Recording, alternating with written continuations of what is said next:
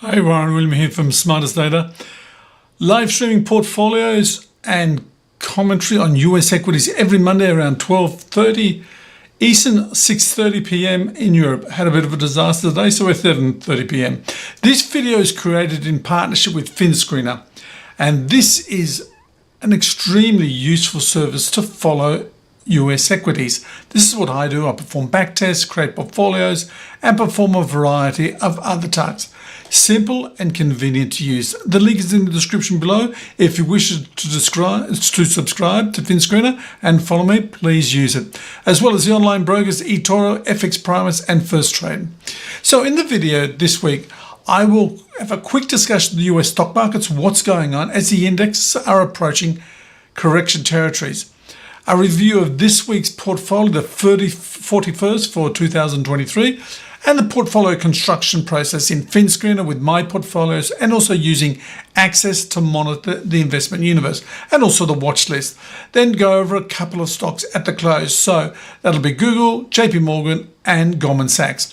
So this week, stock investors have concern as the major US indexes near their correction levels. There'll be one eye on the Federal Reserve and the other eye is set on earnings. So let's take a quick look at earnings.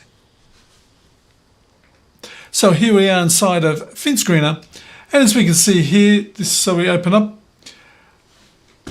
This is my desk, and we can look at the earnings calendar coming up for this week.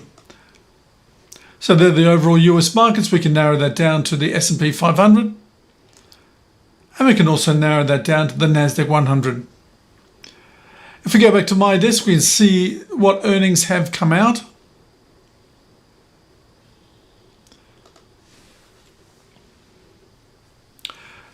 So as you can see, all up, if we go over to the NASDAQ, it's all been quite positive.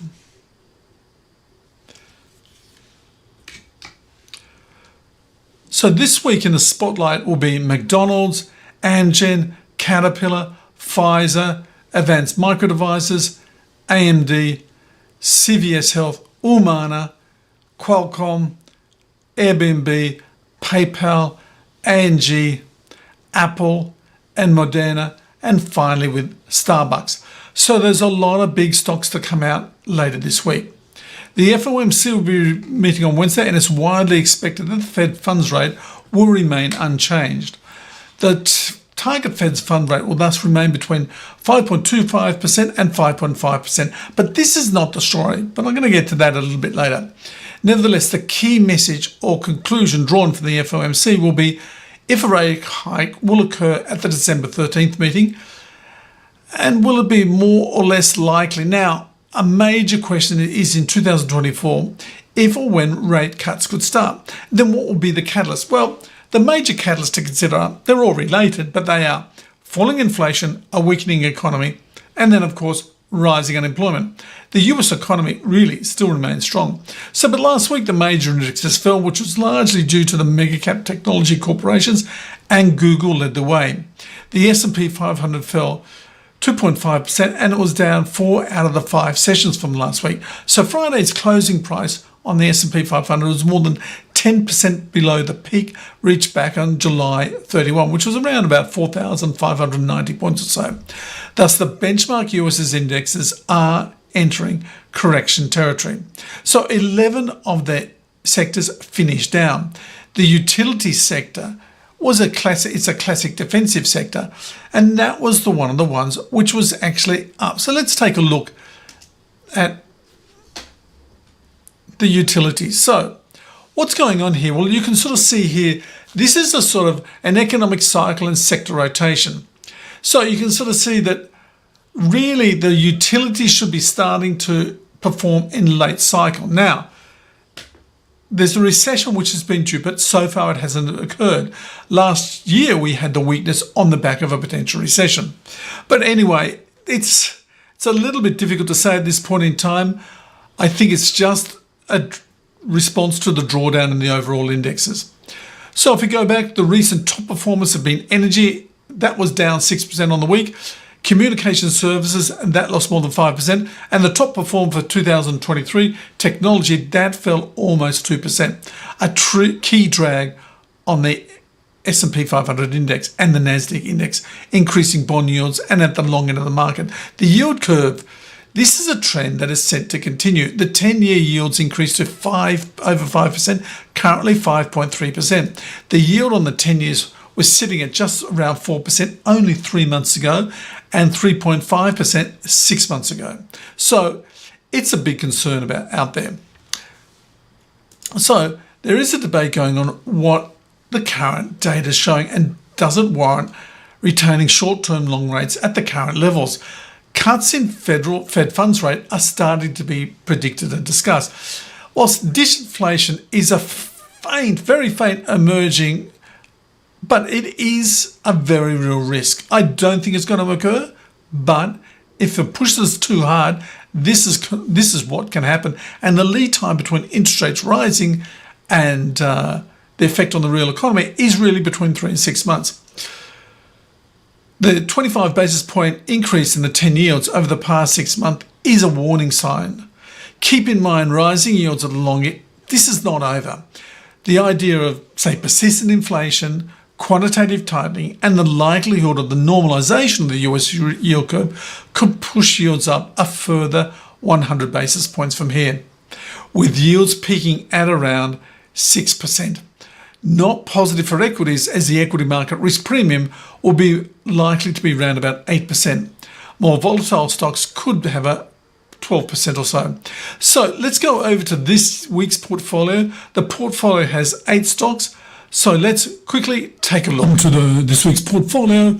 And there are 8 stocks in the portfolio this week. So Microsoft, Google, Visa, JP Morgan, McDonald's, Stanley Black & Decker, Goldman Sachs, and Uber.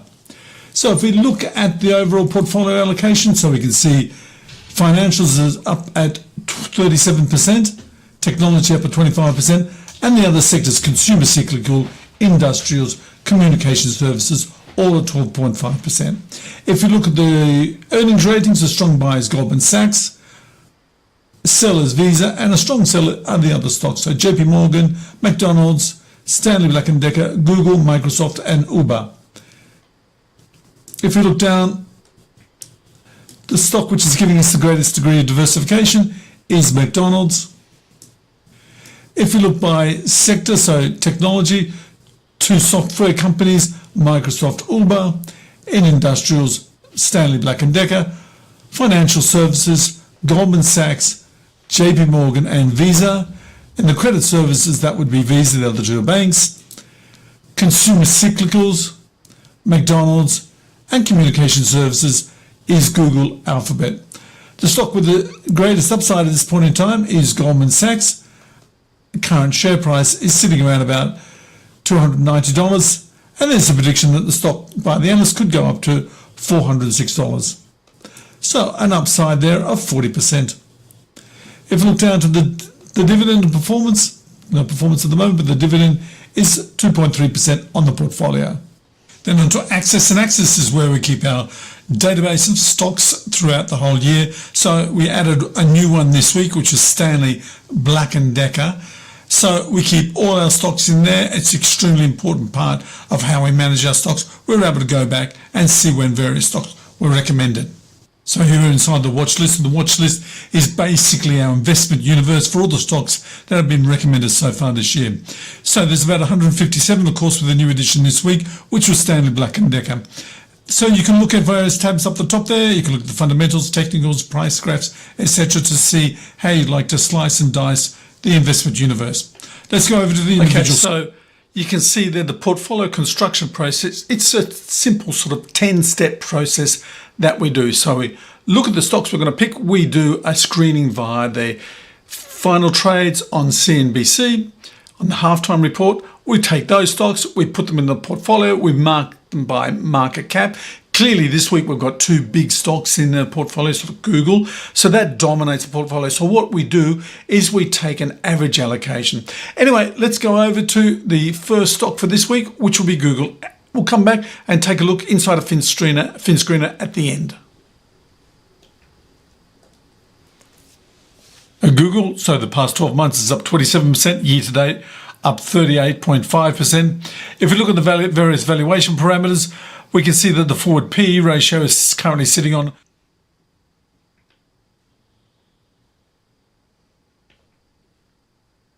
around about 17.4 times compared to the market of 14.9 times, slightly overvalued. But then if we look at the PEG ratio, the PEG is at 1.13 as compared to a market PEG, the medium, of 2.32. Onto Google, GOOGL, a 1.35 trillion market cap company, currently trading around about $124. Look, Alphabet is a holding company, but it's basically Google. The internet media giant Google is a wholly owned subsidiary. Google generates 99% of Alphabet's revenue, of which more than 85% is from online ads. Google stock has fallen around 15% in 3 weeks. The earnings call was riddled with evasive comments with no clear path forward. Google's cloud performance may scare investors. Microsoft push generative AI, market share losses increase for Google. Google remains cheap, especially following the recent chop. If it can maintain growth. So here we're inside of FinScreen, and let's take a look at where we are with Google. So Google had a big drop off after the results and the earnings call. There was really no real commitment there. Look, Google, I think it's in a difficult position at this point in time. As you can see, most of the money is coming out of Google search. YouTube, for all its strength and presence, it doesn't make much money. There's a big cost base behind it. So let's look at some of the valuation parameters for Google. Look, if we look at the forward PE, as on the overall index, it's sitting at around about, it's up in the sort of highest levels of the index. There's only around about 30% of stocks which are above it. So the PE at 20.14 times is expensive. But then if we look at the PEG ratio, actually, if they can achieve the growth, the stock is really, what one would consider to be quite cheap. So Google for me is a little bit of a mixed bag. Let's take a look at where we are with the revenue. So revenue growth is compared to the tech sector at around about 20% over the past 5 years has not been fantastic, but of course, as compared with the overall market, it's been quite good. Anyway, so that's Google. Let's continue on with our discussion, and let's take a quick look at the next stock which is coming up, which will be JP Morgan. Looking at the valuation for JP Morgan over the past 12 months, it's up 7.6%, year to date up 1.2%, so clearly trailing the indexes. The forward P is 9.4 times, which you've got to consider the banks are discounted compared to the overall sector, but this is looking relatively cheap. The issue for me is the price to book ratio at 1.6 times. I think that's expensive as compared to where banks should be, which is about 1.2 times. A solid balance sheet amid a troubled financial sector, more than $3 trillion in assets. JPM is one of the most complicated financial firms in the US and around the world. The financial performance continues to be excellent. JPM is a leader in the bank sector. Its financial performance is strong. Net profit increased 40% over 2022. And because of rising interest rates, the yield on JP Morgan's Series M preferred shares has So here we're inside a FinScreener, and let's take a look at JP Morgan. So let's bring it up there on the ticker. So we can see also, JP Morgan has a tough time of it just recently. The graph's been down, but it is really a financial powerhouse and a great presence in the US, the Americas, and actually global finance. It is a complicated institution to have a look at, but it has not performed year to date. It's up only 1.2%, and the forward PE ratio is at 9.5. Always keep in mind with the banks do trade at a discount and around about a 20% plus discount to the overall market. Anyway, let's take a look at some of JP Morgan's facts and figures. So we can see the graph there. Let's take a look down as to where we are regarding some of the valuation parameters. So here we are here. The current price PE ratio is 11.6 times, and the forward PE ratio is at 9.37 times. So, as compared, it's really cheap as compared to the other bank stocks as well, and it's probably the most powerful one which is out there. So as you can see there, compared to the overall S&P 500, it is really quite favourable. But always keep in mind when valuing the banks do trade at a discount to the overall market. So that's it as far as the earnings goes, let's take a look at the revenues. So the revenue growth for the banking sector has been weak. We'll see what happens with JP Morgan coming up over the near term. Anyway, so that's it for JP Morgan. So let's go on to our next stock, which will be Goldman Sachs. Goldman Sachs is a fantastic franchise, and this is a cheap stock with a current PE of 6.7 times and a forward PE of 9.2 times. A lot does depend on the capital markets. Goldman Sachs is a leading global investment banking firm. Investment banking, 20% of net revenue. Global markets, 40%. Asset management, 25%. Consumer and wealth management, 15%. They're the segments. This has been a problem. Approximately 60% of the company's net revenue is generated in the Americas. Goldman Sachs Q3 earnings presented mixed results, a challenging market environment. Although these challenges are ultimately temporary, the stock is cheap. So there's no doubt in the world that, frankly, Goldman Sachs is very, very cheap at this point in time. It's a great franchise. Look, let's take a look over at FinScreener. So here we're inside of FinScreener, and we can see that the graph for JP Morgan, for Goldman Sachs, sorry, it's very, very steep. It's really been under a lot of pressure. Let's take a look at some of the valuation parameters that we alluded to on the tape. So if we go down, you can see the current PE ratio is at 6.7 times. That for a franchise such as Goldman Sachs is really cheap. Look, they've had their problems. There's no shadow of a doubt about it. It's been in a difficult situation. Compared to the sector, clearly that's one of the cheapest stocks which is out there, albeit that they do trade at a discount to the overall market. If we look at the forward PE of Goldman Sachs, it's sitting at 9.2 times. So there is an expected recovery in earnings which is going to come up next year sometimes. Nevertheless, this stock is really a cheap stock at this point in time. If we look at the PEG ratio, that's sitting at the lowest you'll find out there in the market. So as far as the growth which the company can offer, the PE is really at a steep discount.